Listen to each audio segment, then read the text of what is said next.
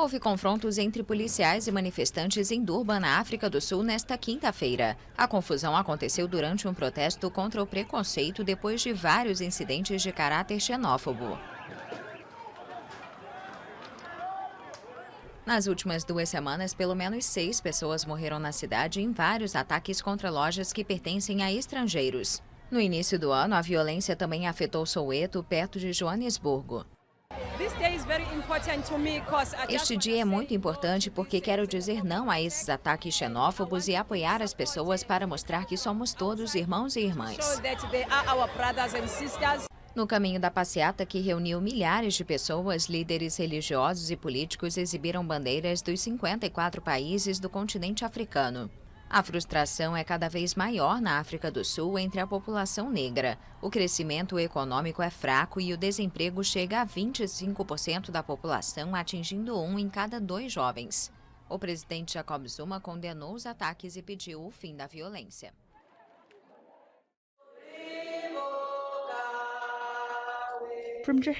Do coração ferido de Joanesburgo surge uma música de esperança e paz.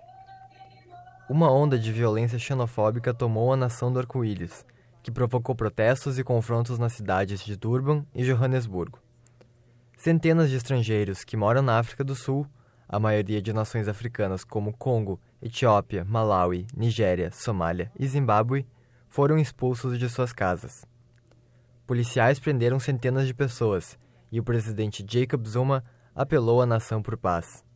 Mas nas arenosas ruas do bairro multiétnico de Yeoville, na periferia de Joanesburgo, a vida é difícil para muitos imigrantes africanos. Adebowale Johnson veio da Nigéria há 1 ano e vende sapatos nessa esquina. Ele diz que enfrenta discriminação todos os dias.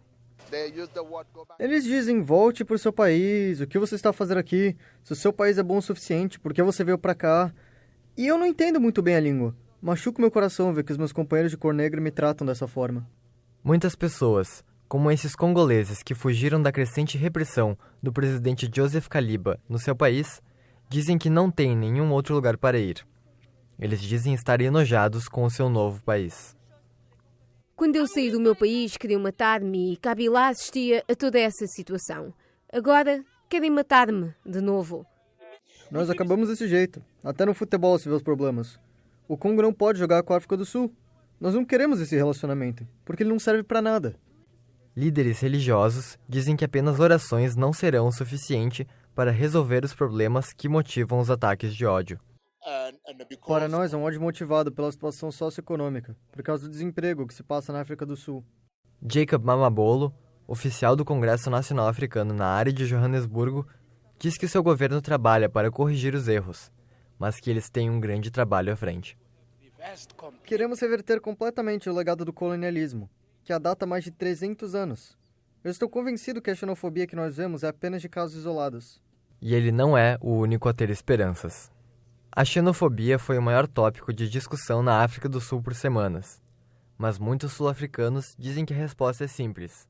Nós somos todos africanos. Xenofobia, uma palavra que passou a ser muito usada hoje em dia. Mas o que seria exatamente isso? De acordo com alguns dicionários, é um medo incontrolável do desconhecido. Mas não seria essa apenas uma desculpa para o preconceito?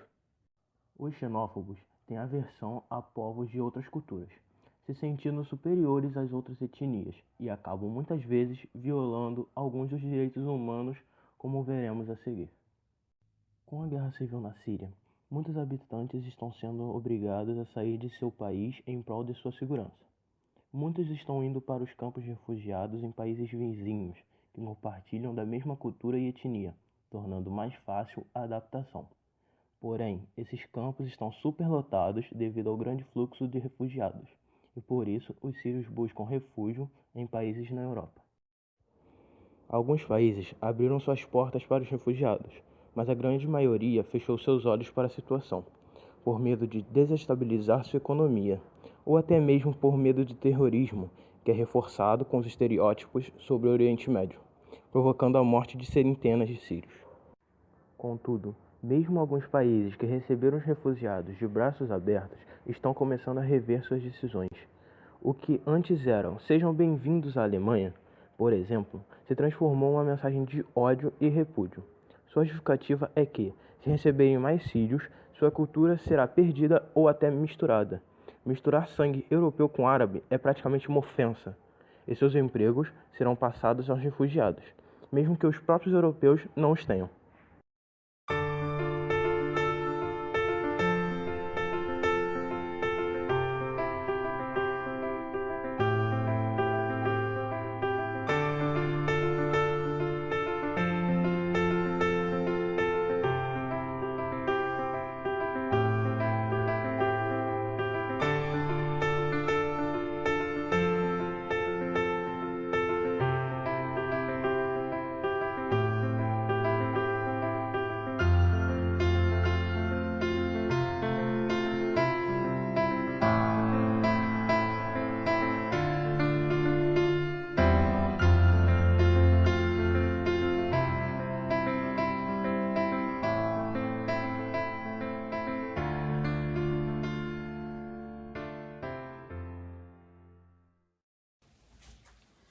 Vocês podem me dizer, por favor, o nome e a idade de vocês?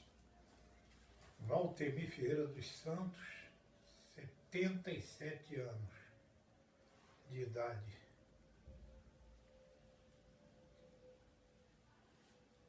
E eu, Nome? Valdemir Ferreira dos Santos, 78 anos de idade. Algum de vocês dois já sofreu algum tipo de preconceito por conta de sua etnia ou raça? Eu já. Pode contar como foi isso? Quando era garoto na Ilha Grande, nós éramos muito discriminados por sermos provenientes do Nordeste. Entendeu? Ilha Grande, por aqueles gaúchos, aqueles guardas de lá. Nós éramos discriminados mesmo. E qual vocês acham que é a origem desse tipo de comportamento? Como começou isso? Sim. Olha, eu presumo o seguinte: nós tivemos um elemento aí chamado Luiz Gonzaga, um sanfoneiro, entendeu? Que junto com Carmélia Alves,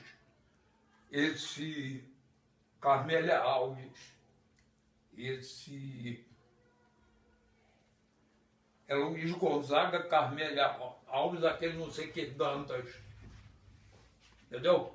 Cantando aqueles baianos, só cantava a miséria do nordestino.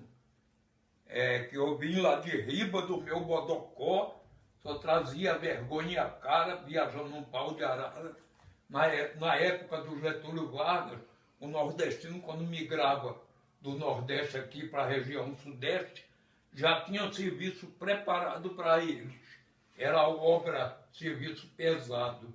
Nordestino foi quem construiu basicamente São Paulo e Rio de Janeiro. Era o emprego que o nordestino achava aqui. Tudo isso em conta da propaganda que eu atribuo a seu Luiz Gonzaga com aquela maldita sanfona dele, entendeu? E aqueles baião, como ele rotulava o nordestino. E vocês acham que esse tipo de coisa acontece ainda hoje no Brasil? Pouquinho, mas ainda acontece. Acontece. E como vocês acham quais atitudes deveriam ser tomadas para que isso acabasse? Aí a resposta agora é meio complicada. Estudo. Não. O Nordeste de hoje não é aquele Nordeste antigamente, que já está um pouquinho melhor. Mesmo assim a gente ainda vê o desprezo. São Paulo e Rio de Janeiro. Era o emprego que o nordestino achava aqui. Tudo isso em conta da propaganda que eu atribuo a seu Luiz Gonzaga com aquela maldita sanfona dele, entendeu? E aqueles baião, como ele rotulava o nordestino. E vocês acham que esse tipo de coisa acontece ainda hoje no Brasil? Pouquinho, mas ainda acontece. Acontece.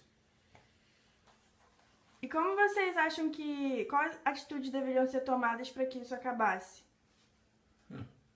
Aí a resposta agora é meio complicada. Estudo. Não.